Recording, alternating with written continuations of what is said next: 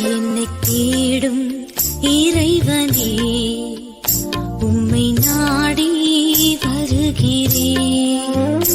என்னை தேடும் இறைவனே, உம்மை நாடி வருகிறேன். மார்ச் 22ஆம் தேதி. இன்றைய தியானத்தின் தலைப்பு நீதி. வாசிக்க வேண்டிய திருமறை பகுதி ஆதியாகமம் 38ஆம் அதிகாரம் 12ஆம் வசனம் முதல் 30ஆம் வசனம் வரை. நீதி. என்னிலும் அவள் நீதியுள்ளவள். யூதாவுக்கு காலம் தாழ்த்து புத்தி வந்திருக்கிறது. முதலில் ஒரு கானானிய பெண்ணை மணந்தான். அடுத்து தாமார் விஷயத்திலே அவனுடைய மூத்த 2 மகன்களையும் கர்த்தர் அவர்கள் பொல்லாதவர்களாய் இருந்ததால் அழித்து போட்டதை பார்க்கிறோம். எனவே அவனது பிள்ளை வளர்ப்பு சரியில்லை என்று ஊகிக்க முடிகிறது.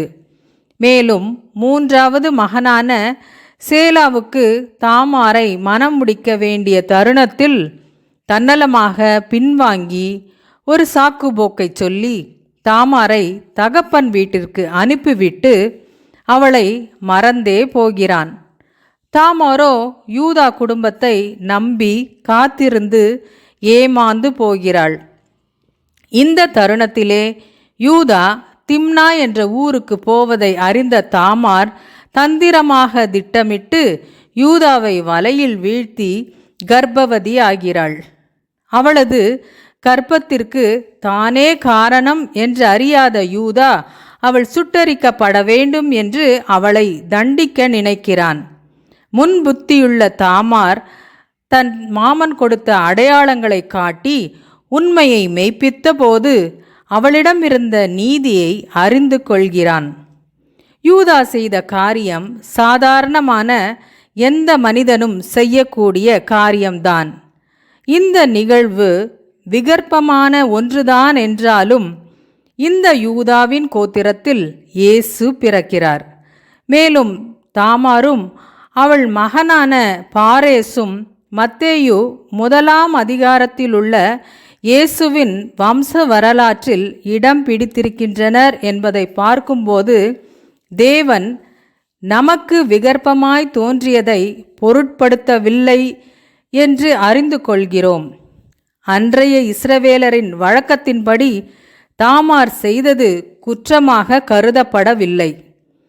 இந்த நிகழ்ச்சியில் தாமாரின் துணிச்சல், அவள் வகுத்த திட்டம் நம்மை வியக்க வைக்கிறது.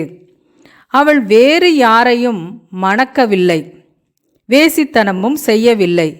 யூதாவின் குடும்பத்தின் சுதந்திரவாளியான ஒரு மகனை யூதாவின் அடையாள சாட்சிகளோடு பெற்றெடுத்திருக்கிறாள்.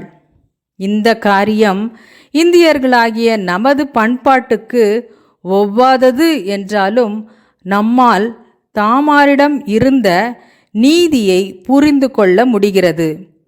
தன் மாமனாரின் வாயாலேயே நீதியுள்ளவள் என்று கூறப்படுகிறாள்.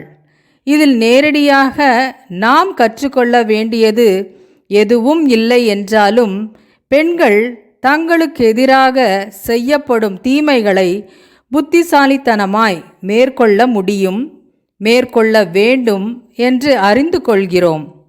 நீதி என்பது எல்லோருக்கும் பொதுவானது. அதை நமக்கும் சொந்தமாக்கிக் கொள்வோம். நீதி என்பது எல்லோருக்கும் பொதுவானது. அதை நமக்கும் சொந்தமாக்கிக் கொள்வோம். ஜெபம். தேவனே, பாவியாயிருந்தாலும் வேசியாயிருந்தாலும் அவர்கள் பக்கம் இருக்கும் நீதியையும் புரிந்து கொள்ளும் ஞானத்தை தாரும். ஆமேன்.